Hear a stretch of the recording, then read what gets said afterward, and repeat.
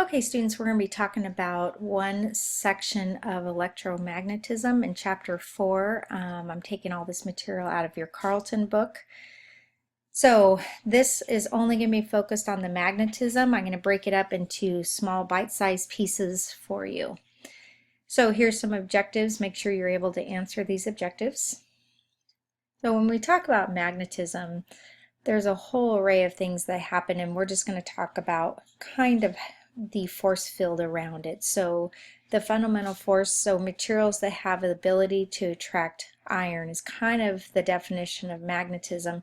So a magnetic field is created by a charged particle in motion. So the movement of a charged particle creates a magnetic field perpendicular to the motion of the particle. So here's your particle, and you can see perpendicular to it, you can see these field lines. So these are called magnetic field lines.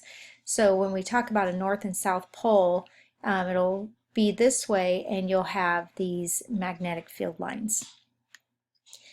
So in magnetism, there's the orbital magnetic moment. So the motion of a charged particle creates a magnetic force field perpendicular to the motion. So perpendicular magnetic force is what we're looking at. So with the spin magnetic moment, the magnet effect created by electrons spinning on their axes. So disruption of this axial spinning and the energy released as it reorientates itself are the physical basis that permits MRI. So what we're going to talk about is these dipoles that line up within a magnetic field. In their natural state, they're just kind of randomly placed throughout, and once we put them into a magnetic field, which I'm going to show you what it looks like, they line up. And that's, if you watch your MRI video, you'll see more on this. So here, the magnetic dipoles or magnetic domains, I know them as dipoles, so I'm going to refer to them as dipoles. So they're groups of atoms with their net magnetic field moving in the same direction, also known as magnetic domains. So the name is interchangeable, but I call them dipoles, just so you know. So when you have a piece of metal that is not magnetized, you're going to find these dipoles just kind of randomly pointing in all different directions. So a non-magnetic object, the magnetic dipoles are randomly arranged, essentially canceling each other out. So there's kind of an equal number of each one. So here and up, and then pointing down, we have one pointing up, so they kind of cancel out each other. When we put it into a strong magnetic field, the external force field has the same time or strength to orientate enough of the dipoles in the same direction and or cause dipoles to grow in size. The object exhibits a uniformly strong magnetic field and is referred to as the magnet. So in MRI, this is the basics for what we're doing. Is we're taking the body and the dipoles, we're going to line up in a certain direction, but it's the same idea for just a general magnet on how a magnet works. So looking here in your book, it explains what each one of these are.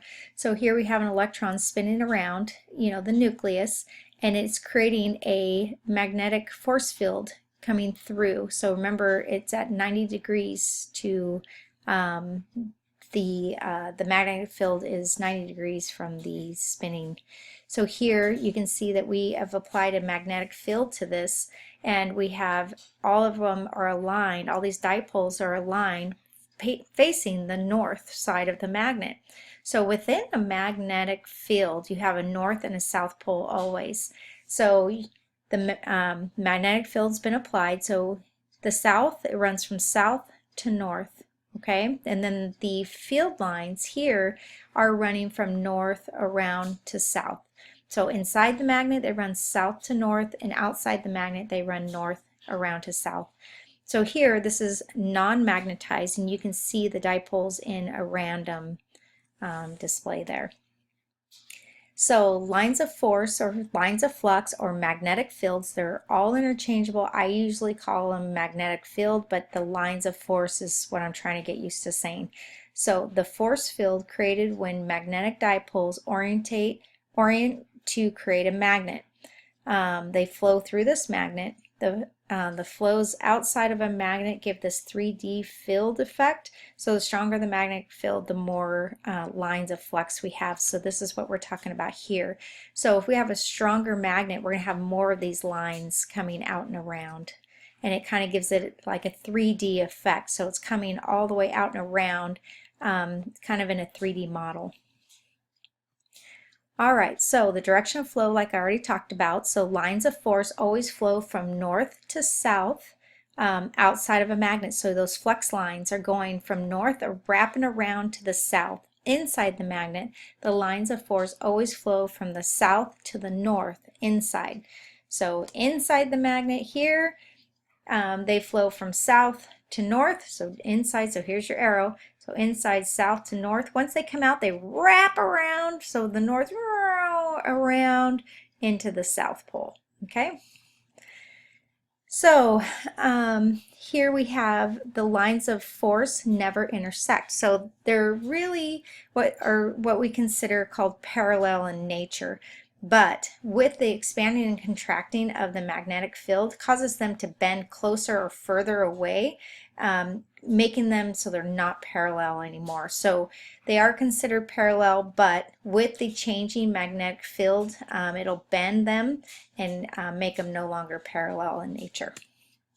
So here we can see strong magnet placed under a surface containing loose iron fillings will demonstrate the magnet lines of flux, and you can see here north and south pole. So inside you can see that they're running from, well, you can't really tell which way they're going, but you can see that they're aligned here, and then coming out they're looping around, so coming around into the south out. You can't tell which way they're going, but I just told you they go from south to north inside, and then north wrapping around to the south pole on the outside. So you can imagine this in a 3D effect.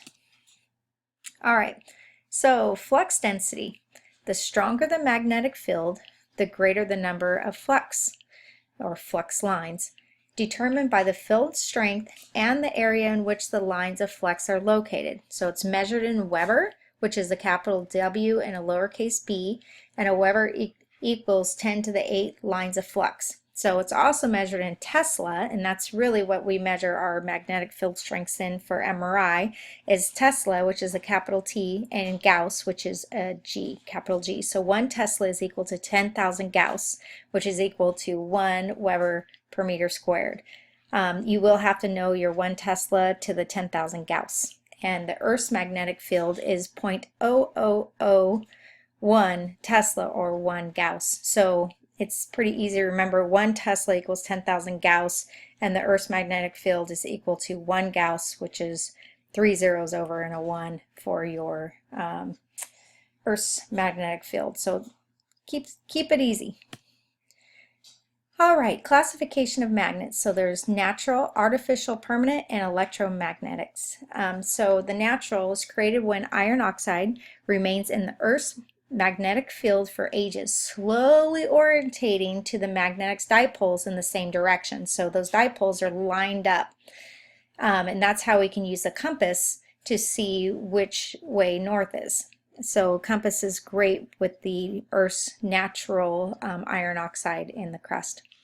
So the artificial permanent is manufactured from steel alloy called alnico, composed of aluminum, nickel, and cobalt. So electromagnetics are temporary magnets produced by moving electric current. So electrons composed of flow of current create a magnetic field in exactly the same manner as in orbit.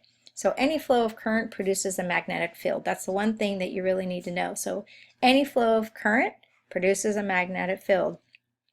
When current ceases to flow, the magnetic field disappears. It collapses. It's no longer active. So that's why it's called a temporary magnet.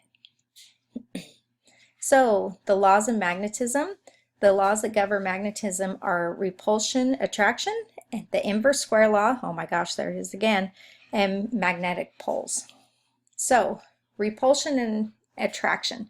Like poles repel and unlike poles attract when placed within the each other's force fields. So the same goes for your lines of force.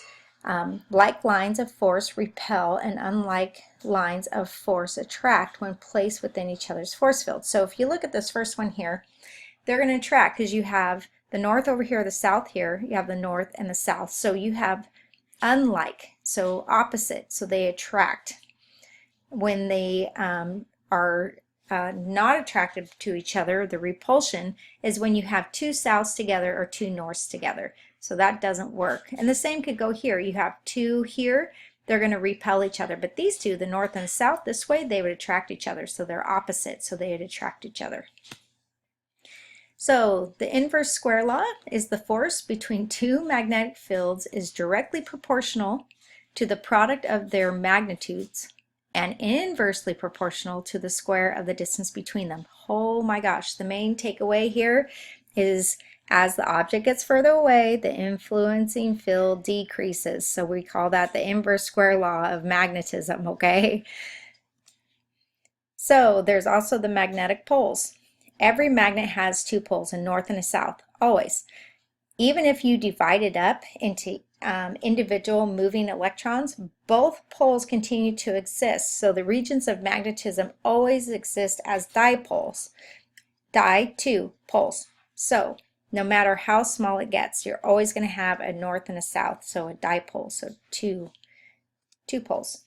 So here's an illustration of your repulse attract. So you have a north and a north and a south and a south. They're going to push each other away from each other. And then here, in this one, we have a north and a south and a south and a north. These two are going to be pulled towards each other.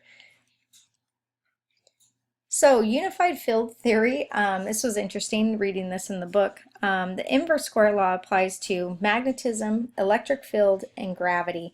So all kinds of physicists have tried to mathematically link the three and have not been successful, which is interesting, but they have a lot of the same laws and they can't just seem to mathematically prove that they're together. So interesting.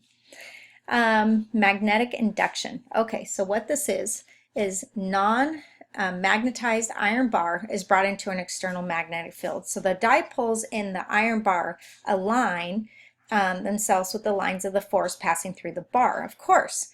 So the dipoles align. When removed from the field after a short time, actually it's not instantaneously, the dipoles will return to random orientation, which will demagnetize the bar. So we call that magnetic induction. When we put it into the magnetic field, it becomes magnetized. When we take it out, it loses its magnetization. So the magnetic poles are induced through the temporary orientation of the dipoles. So it's temporary. So the classification of metals, there's permeability, retentivity. It's hard for me to say. So permeability is the ease with which a material can be magnetized, where retentivity, the ability of a material to stay magnetized. Okay, so know the difference between the two. They're inversely proportional, because if it is difficult to orientate the dipoles, it is also difficult to deorientate them, so disorientate them. All right, so here is the classification of materials. So there's ferromagnetic, which we just call magnetic, so it's magnetized. Materials such as iron, cobalt, nickel are all highly permeable and greatly susceptible to induction. So these are the ferromagnetic, and they are very, very strong in the magnetic field. The majority of the dipoles are lying in the same direction, giving a natural magnetic field just sitting. So paramagnetic, so that's like plutonium, aluminum, they have low permeability and weak attraction to the fields. They only have slight majority of the dipoles in the same direction, so they're not as organized as the ferromagnetic. The diamagnetic, so beryllium, bismuth, and lead are actually weakly repelled by all magnetic fields, including north and south poles. And non-magnetic, so these are the things like wood, glass, rubber, plastic, are not affected at all by magnetic fields and cannot be magnetized. So the atoms are locked into like a crystalline or a molecular pattern, thus forming ion and covalent bonds. So these things are in a solid form and typically cannot move. So they're non-magnetic. All right, so make sure that you guys go through and you watch the videos in addition. They'll really help you understand how this works. We're going to move into electromagnetism over the next week, and watching the videos really helps with the right hand roll, the left hand roll, how a capacitor works, and having you know the basic of magnetism is really important moving forward. All right.